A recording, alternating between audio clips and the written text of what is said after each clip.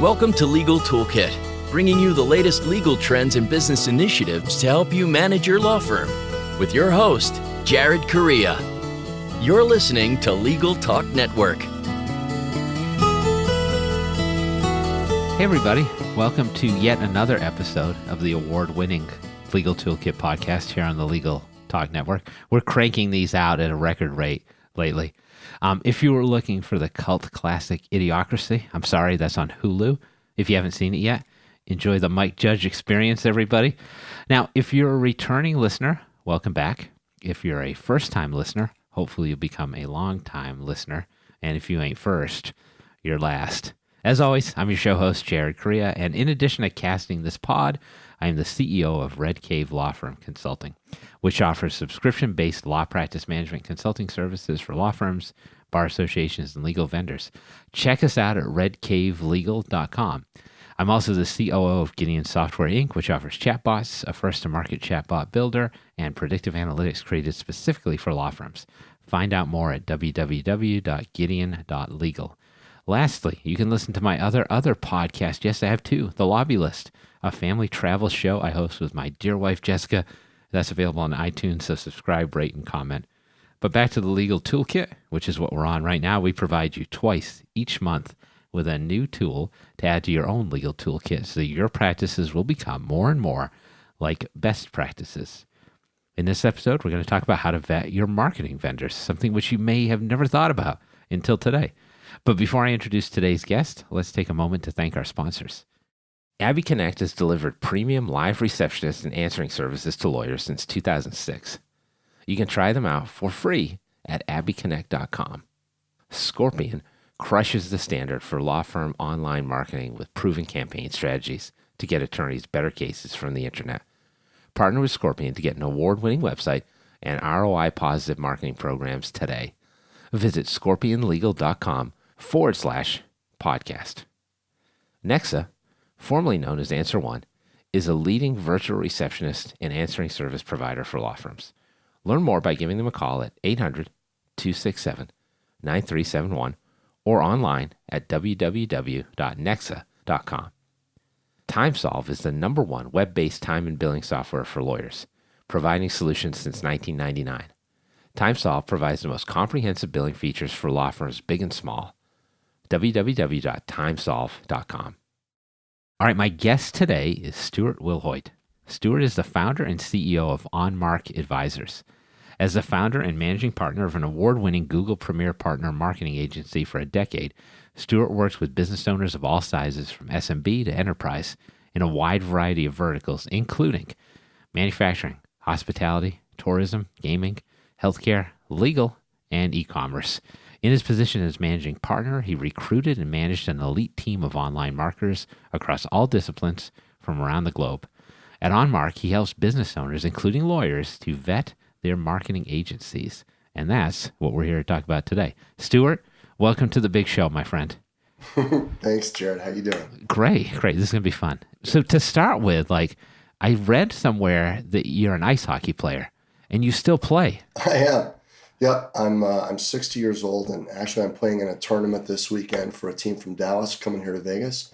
And it's been a passion of mine since I was a little kid. I love it. See, that's wild. I feel like if I tried to skate at my advanced age of 41, I would break my hip immediately. But you're still playing in competitive games.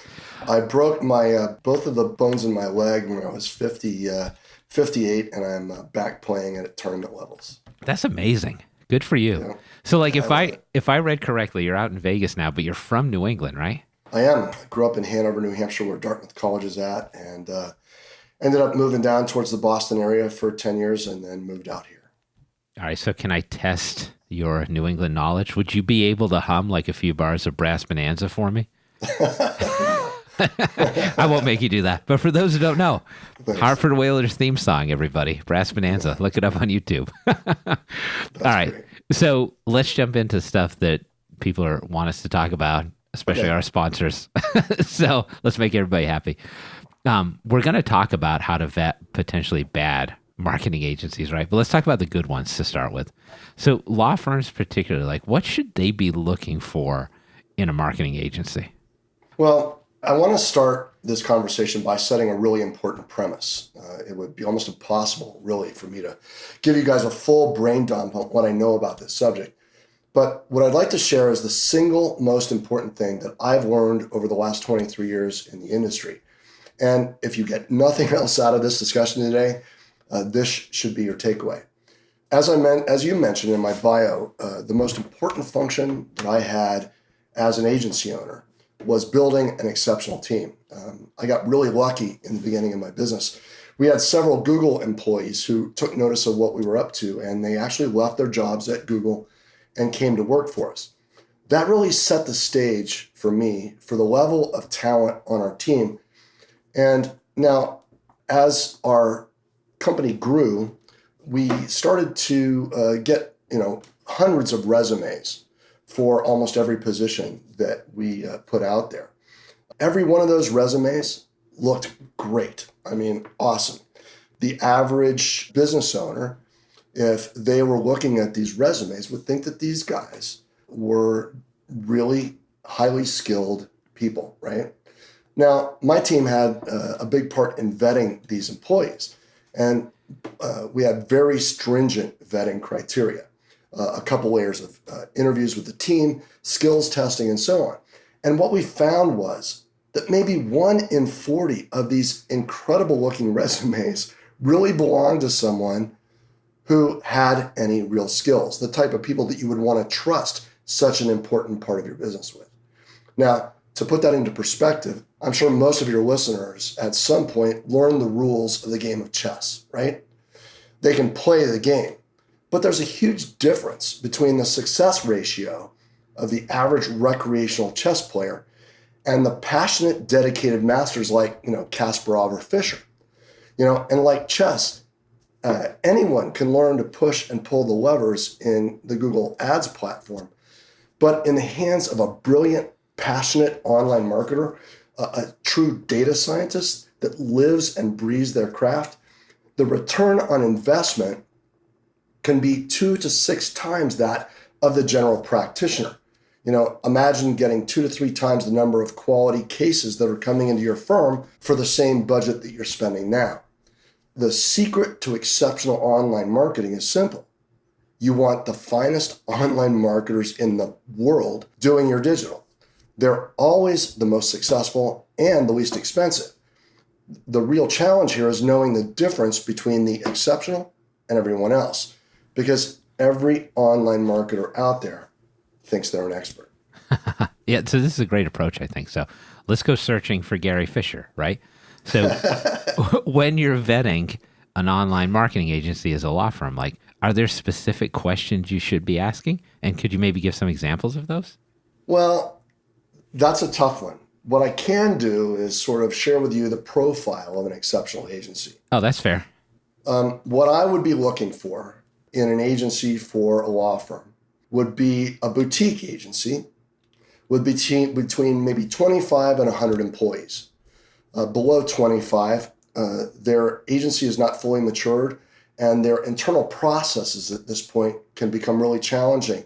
Many agencies at this level implode, and they can't service their clients effectively because they're too focused on internal issues. And above 100 to maybe 150 people, they're starting to get too big. They tend to look at you as a number rather than as a real partner. You want an agency that really values your business. The agencies that I like to place my clients with are owned by thought leaders and speakers in the online marketing industry, people who inspire the brilliant young marketers to join their teams. And it's very important that these agencies service multiple industries, not just legal. The new skills and tactics learned by servicing a variety of different kinds of businesses is really invaluable and helps an agency get and keep their edge. I would avoid agencies who focus on a particular industry. They tend to rest on their laurels and typically provide sort of cookie cutter marketing. All right, I think a thoroughgoing attorney could probably turn that into vetting questions. So fair enough. Sure. So let's turn into a situation now where a law firm is already in a bad relationship with a marketing agency. And I think this is more of what you do in your present capacity. So what are some of the warning signs for a law firm that they're in a bad relationship with their marketers? That's a great question. So first, let me say that if you believe what I said might be true, that 1 in 40 online marketers really has the skill, 1 in 40 agencies, in my experience, has the skills you want. So the chances are, if you feel like there's a problem, you should probably trust your gut. The odds suggest that there probably is. But let me share 3 of the top tells. First, if your agency is not having at least a monthly meeting with you, and they're providing you good reporting and talking to you about strategy, there's a problem. You should be having a regular monthly meeting where the agency is giving you meaningful reporting that you can understand and that makes sense for your business. As an agency owner, I learned that transparency and good communication is really the key to client retention. An exceptional agency or an exceptional online marketer is excited to show you their success every month. And those reports are how they communicate those metrics to you. Secondly, and this is a big one for attorneys, you don't know how many leads or clients your agency is bringing in each month, but more importantly, you don't even know what the cost of a lead is. So many of these agencies give you a pretty dashboard to look at, and they claim that they're bringing you opportunities, but they really fail to prove it empirically. We've audited many of these dashboards, and the data is often manipulated in the agency's favor. We have the technology nowadays. Lots of attorneys will ask me, well, how do you know that these leads came from the ads that these guys are putting up? Well, a good agency is going to utilize highly advanced and sophisticated telephone tracking. Now, if it's a form fill, that's easy, right? The form fill comes after someone has seen your ad. But when it comes to the telephone calls, which is really what happens most of the time, nobody's stopping in at a law firm. They're calling because they want to ask questions and talk to an attorney. So when somebody sees one of your ads, they're actually they're going to the website because they're clicking on the link in the ad, and behind them trails all this information like a comment as to how they found you, the keywords that were used, which ad they clicked on, so on and so forth. And a dynamic telephone number is assigned to that visit. The visitor doesn't know it, but the phone number is changing on the website. So when they get there, they've got a phone number that's assigned specifically to them. We have all the data that's assigned to that visit, and that phone number sits on a shelf for a period of time until the number is used. When the number is used, we know who used it, we know how they found you. All that data is captured, and the information shows us the caller ID. It shows us the length of the call. We don't consider a call of less than 1 minute a qualified lead. Nobody can sell anything in a minute. And also, it shows all the data about the keywords that were used. This information allows us now to compare data in your CRM, for instance, to see what clients actually converted. There's also call recording, so that the attorneys can make sure that the front desk staff are handling these calls correctly, right? So absolutely, there is very good tools out there for us to make sure that the money that you're spending is coming through and turning into sales. And finally, you want to know how much effort and hours your agency is putting into what it is that they're doing. In many cases, an agency is going to tell you, okay, we're going to charge you X amount of dollars this month. It might be $5,000 for your SEO. And a lot of attorneys, being busy guys, are just going to say, okay, well, I guess that's what it takes, right? And they never ask the agency, well, what are you doing for me every month for this money? So we want to know how much work the agency's putting into it. They may charge you a flat fee, but there's no transparency. They don't account for how many hours they're working on your behalf. What they're doing is nebulous. If you're paying $5,000 a month, but your website is not changing, and you have no idea what that $5,000 is getting you, there's your sign, right? That's pretty good. That was like so many hot takes. Like I can't even leaf through them yet. That was impressive. So one in 40. That's crazy.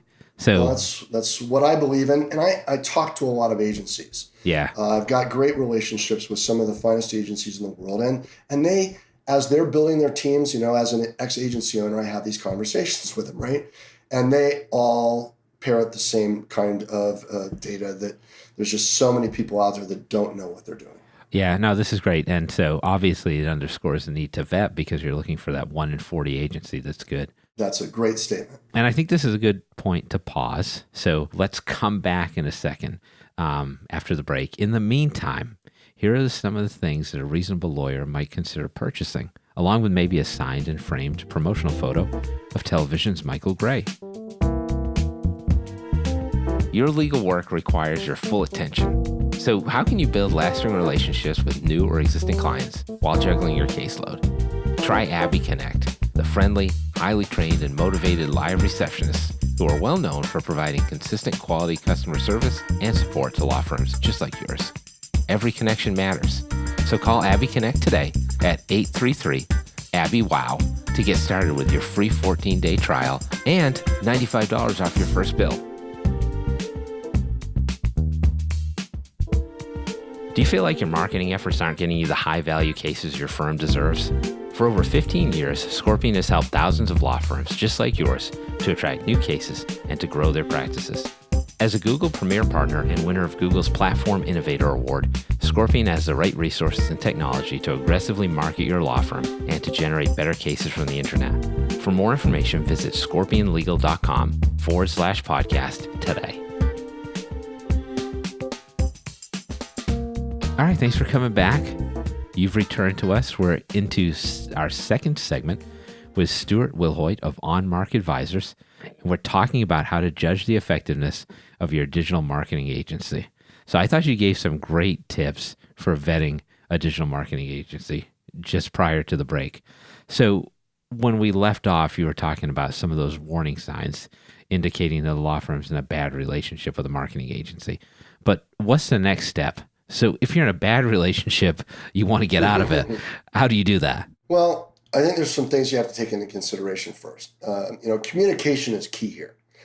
If you feel like you're being left in the dark and not seeing the signs of success that you were hoping for, well, the question is, why not? Is it the agency, or is it possibly you? I've worked with many attorneys, and you guys are really busy people, right? Sometimes it can be that the agency wants to communicate their value to you and their tactics, but the attorneys themselves don't make themselves available to the meetings to stay informed. So they get a sense that they're being left in the dark because they're not communicating with the agency and allowing the agency to prove value every month, right? So to start out, I'd have an open and honest discussion with your agency. Let them give you their perspective. Ask them to prove their value. If their answers make sense and they present a clear path to making things better, great. You can give them the benefit of the doubt based upon, whether you really like them and they've been, congenial and whatnot. But stay engaged and put them on notice that you want to see clear results or they're fired. The second thing you can do, and it's becoming more prevalent nowadays, is have a professional assessment done, or what we call an audit. It's really important, though, that audit be unbiased. Every agency in the world will do a free audit for you, right? But all they want to do is trash your agency so that they can steal the business. It's kind of like asking Ford if you should keep your Chevy. Every bit of data about your campaigns is out there. It's available. An expert auditor can tell you empirically whether or not your agency is performing well or not. And if they are unbiased, you're going to learn where your agency is performing competently as well as where they're lacking. And utilizing this information, you can now have that conversation with your agency, and maybe they're going to learn something and maybe they'll change their tactics. So you really want experts in the field doing these audits, not necessarily agencies, because again, they're going to have a conflict of interest. Yeah, I love this notion of an independent audit, which I think the first time I heard of this process being in place was from you. I think it's a really cool niche to be in.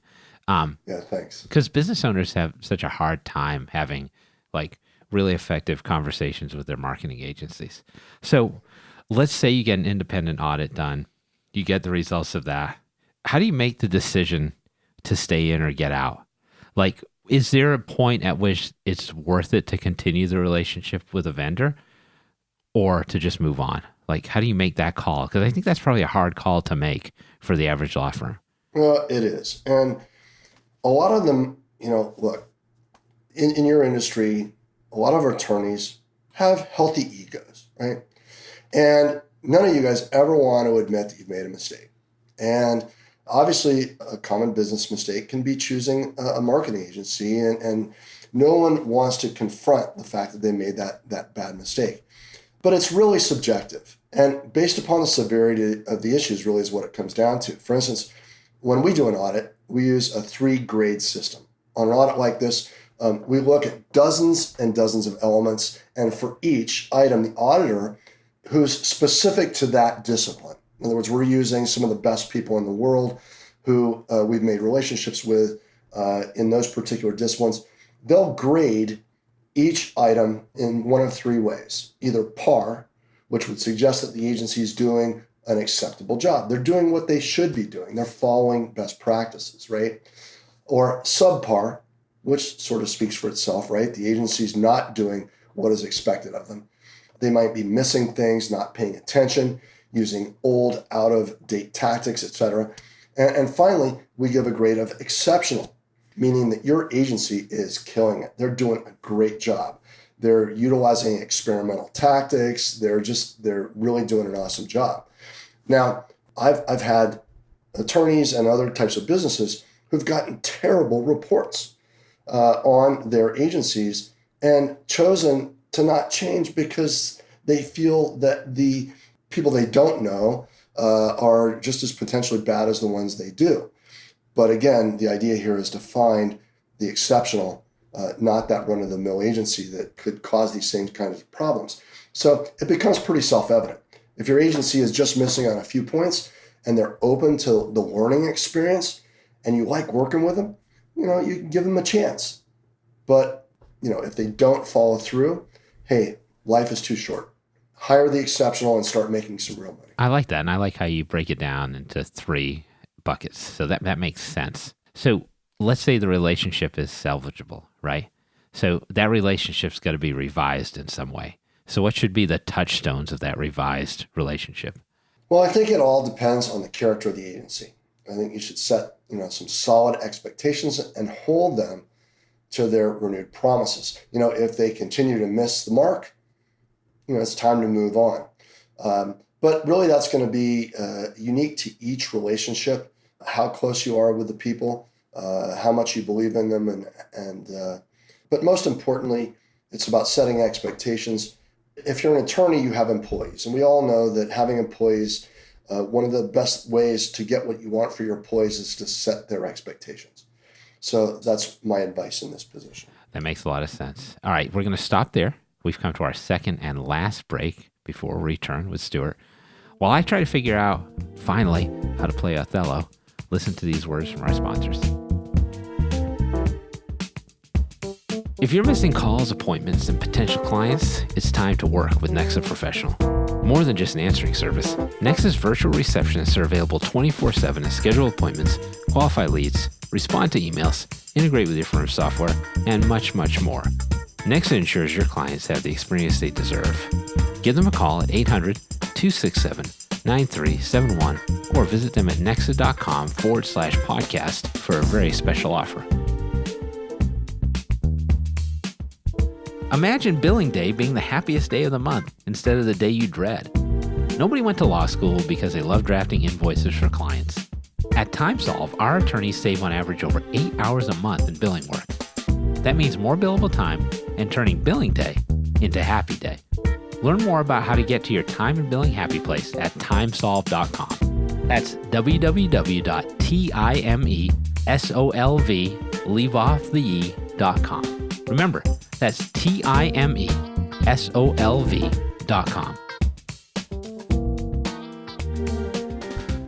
Hey, thanks for coming back, everybody. We're still here, and we're still talking with Stuart Wilhoite of OnMark Advisors. He's telling us all about how law firms can make better choices with respect to the marketing vendors they're working with. So let's find out more. So as we talked about, like part of this is like law firm marketing agencies or marketing agencies generally who happen to work with law firms and maybe with other industries, like holding up their end of the bargain. They have to provide exceptional service, right? But as you addressed or alluded to before, law firms also have to do a better job of engaging vendors and holding them accountable, right? Do you want to speak to that a little bit further here? Absolutely. And it's huge. Again, if you're not on those calls every month with your agency and you don't know what they're up to, then again, you are relegating yourself to being in the dark. I teach my clients to be fully engaged and to set expectations for the agency, like we just said, for them to live up to. The best thing you can do is stop being the low-touch client. Again, agencies pay the most attention to accounts of two different kinds. Number one, the clients who spend the most money. And some of your PI attorneys might be some of your agency's biggest clients, right?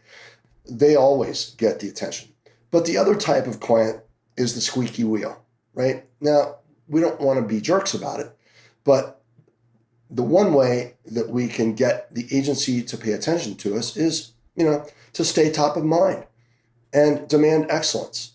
Again, you don't want to be a jerk, but if you don't engage and show up for the meetings and whatnot, and all you're doing, and a lot of attorneys do this, is just write the check every month and don't ask questions, you're not going to get their best effort. Set real achievable goals and make them prove their value every single month. That's what they should want to do. The ones that don't, the ones who aren't forthcoming and constantly trying to tell you how good they're doing or showing you the data, those are the ones you want to worry about. I've seen law firms so badly taken advantage of by their agencies. We audited one firm that works with law firms that didn't do, they were charging thousands of dollars for SEO. They weren't doing any SEO, no activities at all. They didn't change their creative for their paid advertising in over a year and didn't do any bidding reviews for over 6 months. They just set it and forget it because they think that the lawyers, they're just busy guys. They're never going to ask and hold us accountable. So it's really important that you guys stay engaged. It may only be once a month for an hour, but at least give them that hour to show you what they're doing and for you to put them, to hold their feet to the fire. Yeah, no, I think that's all good. And I think it's true that lawyers get taken advantage of on this stuff all the time. And part of it is their unwillingness to spend time on business management, which is a longstanding problem for attorneys. So I think this is all great. Like, how do you hold the digital marketing agency accountable? But are there also some things that law firms should be doing outside of those regular meetings with their marketing agencies? Like, should they be reviewing analytics on their own? Should they be trying to flesh out marketing programs themselves? Like, what role does an attorney have to play on their own outside of what they're doing with the marketing agency to try and help move the marketing forward for their firm? The first thing is that monthly meeting. It's really the most important thing that you as an attorney need to be doing. And I'm going to share with your listeners today an agenda that we've developed so that when you do have those meetings each month, you can use this agenda and follow it along, just step 1, step 2, step 3, and the meeting will take a real efficient structure. We're going to go through every month. First, you want to know, what did you do for me last month? What have you done for me in the last 30 days? And make the agency tell you, right? Then you're going to ask them to give you supporting documentation of the data to prove that they've done what they say they're going to do, and it's having a positive effect. The third item is going to be that, what are you going to do for me over the next coming month? What are the tactics and the activities that you're going to be putting in to my account next month that are going to bring me value? And then you want to discuss your successes, your challenges, your changes. They need to hear from you what you're seeing on your side and discuss wins and whatnot. And finally, there should be a list of deliverables. Do they owe you some information that you've wanted elaboration on, for instance? Or do you owe them some feedback or some imagery or something like that? That way everybody's on the same page. the key here really is communicating and holding them accountable. The meeting should be somewhere between, like I said, an hour to a half hour to an hour. Oh, that's cool. Yeah, I like that a lot. And thank you for providing that document to everybody. Yeah, I think we'll put a link up possibly. Absolutely. There'll be a link on the page when the podcast release. So if you're listening to this show on the Legal Talk Network page for the podcast, you'll be able to download the agenda there. And Stuart, I would imagine if people wanted to contact you to get that directly, you'd be okay with that. Absolutely. Yeah, and we're going to allow you to. So we're in a little bit. Stay tuned. We're going to have Stuart give you some contact information for him. So the last specific question I have about this is in terms of lawyers' efforts versus digital marketing agencies' efforts. What should lawyers do to market their own practices? What should they leave to agencies, right? So should a lawyer be writing their own content and having an agency promote that? Should a lawyer be managing their own social media? What should and can lawyers do? Is there a good balance for that? What you leave up to the marketing agency versus what you do yourself so that your content at least is in your own voice? That's the best way to do it, actually. But, it's still really subjective. It really depends on the area of practice. There's a huge difference between the tactics of a probate and estate firm compared to a PI firm, right? The one commonality would be, number one, make sure you got a good website that quickly and succinctly explains what you do and the value that you bring. Everybody's researching attorneys online now, and people are doing it on their lunch breaks at work. They're doing it on the subway going home. So a website that's easy to navigate and communicates well on their phone is also really important.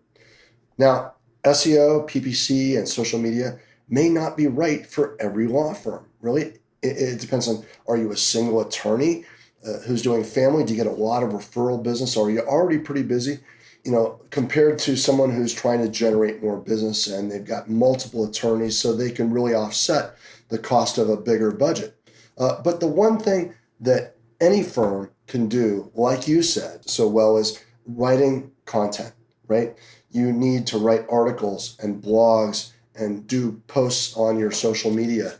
These are all things that you can do that you don't have to pay people to do. If you've got a bigger budget, you might want to dovetail with your agency, where the agency might set some expectations for how many articles and where to place those articles. And then you guys do the writing because you know the content, and then they place those things.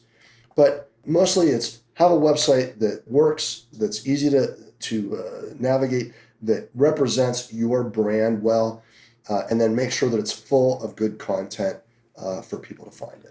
Awesome. That's really good info. And I think that's the best play, because I think it's important as an attorney, especially to keep your own voice. And then if you can supplement that with a marketing agency, it's a great strategy. Absolutely. I've seen it work time and again. It's just a matter of putting in the effort. All right. So one more fun question before we end. So I do a little segment on this show that I call that social media post that you forgot about. So I read you back an old social media post of yours and you comment on it.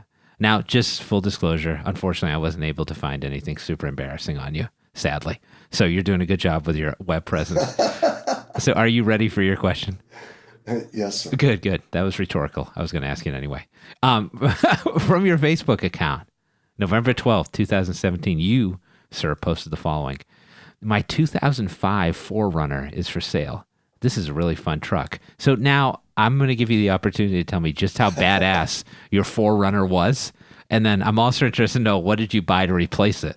Well, it was great. I love that 4Runner. It was 2005. I sold it at, I think it was almost 200,000 miles on the thing. Wow.